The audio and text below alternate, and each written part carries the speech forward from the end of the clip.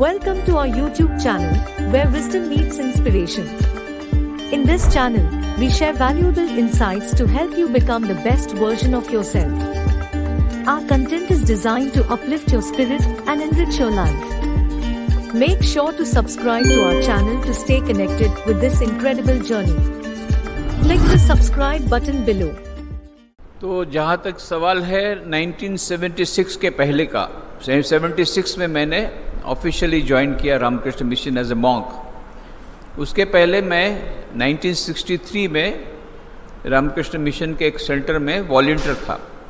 तो 13 साल तक मैं वॉलंटियर रहा, 63 to 76। ऐसा नहीं कि अचानक मैं सन्यासी बन गया, वो पहले से था।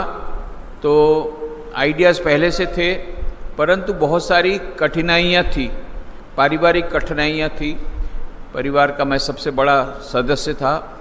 तो सुबह जो बात हुई थी, चैरिटी बिगिंस एट होम, हम सारे जगत के कल्याण के लिए आए हैं, विश्व के कल्याण के लिए आए हैं, और विधवा के आंसू पोंछने के लिए आए हैं, भूखे को अन्न देने के लिए आए हैं, दरिद्र नारायण की सेवा, रोगी नारायण की सेवा के लिए आए हैं, शिव ज्ञान से जीव सेवा के लिए आए हैं, आत्मनो मोक्षार्थम जगत हिताय के लिए हमने आए हैं।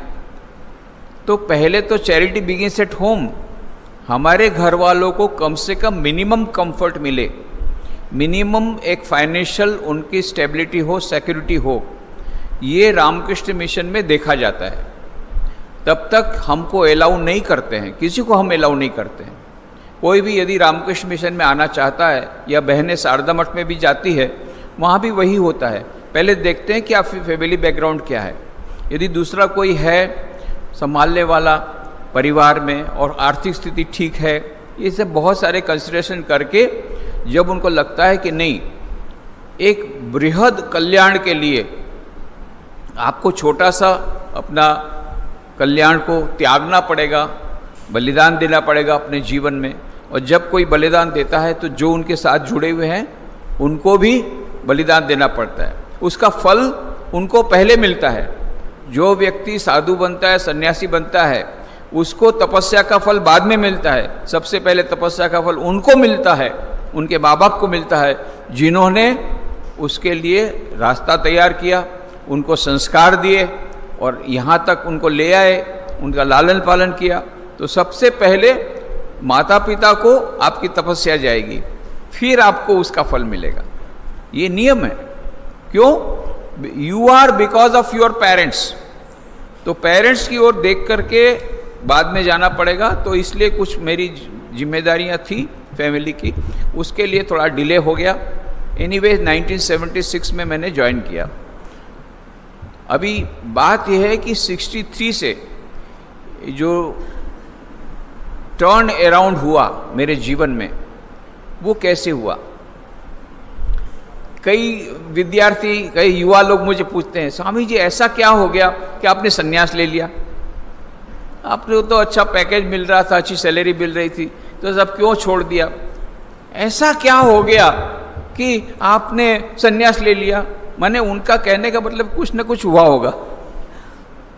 क्या ब्रेकअप हुआ होगा? कुछ न कुछ हुआ होगा, तब तो आपने संन्यास लिया। तो कुछ हुआ इसलिए संन्यास लिया। बोले हाँ। मैंने कहा देखो एक एक्सीडेंट हो गया। हाँ, यही तो हम सुनना चाहते हैं। कैसे एक्सीडेंट हुआ कि आपका इस प्रकार से कहाँ चले गए? आप एक मैनेजमेंट कंसल्टेंट थे और सन्यासी बन गए। बोला बात तो बताता हूँ तुमको।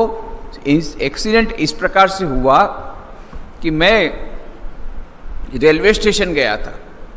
रेलवे स्टेशन में किसी को छोड़ने गया था। छोड़ करके जब वापस जा रहा था, वहाँ मैंने देखा एक बुक स्टॉल है, सर्वोदय बुक स्टॉल।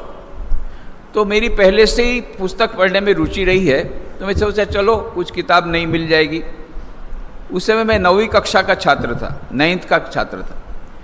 तो कुछ किताबें मैंने खरीदी।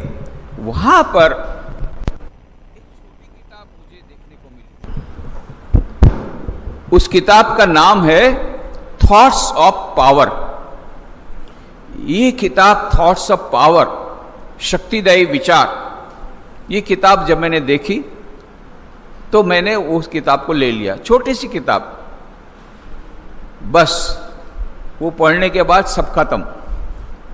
एक बार उसको पढ़ने के बाद जो मेरे भीतर की नेगेटिविटी सब चली गई।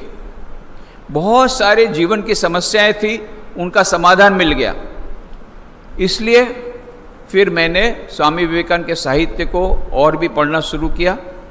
फिर बाद में पता पड़ा वहाँ के विवेकानंद आश्रम है, उसके बारे में जानता नहीं था।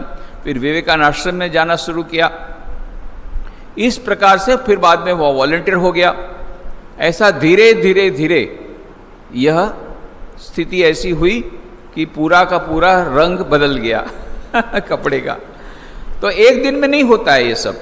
और मैंने कहा, जैसे हम लोग को सुबह बताया, पहले 9 साल तक वाइट ड्रेस पहनना पड़ता है। 76 में मैंने ज्वाइन किया तो 9 साल तक वाइट ड्रेस में था। उसमें हमारी ट्रेनिंग होती है, बहुत कड़ी ट्रेनिंग रहती है, मिलिट्री ट्रेनिंग के समान होती है।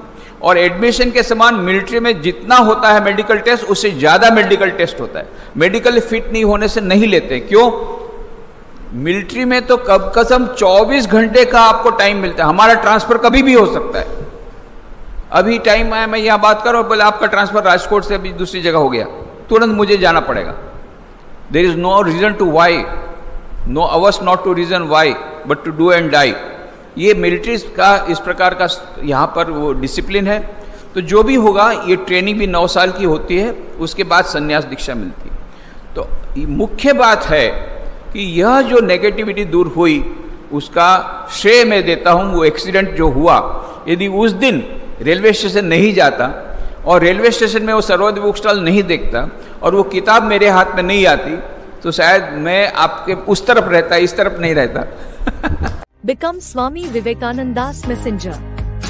Share the video with 3 of your friends.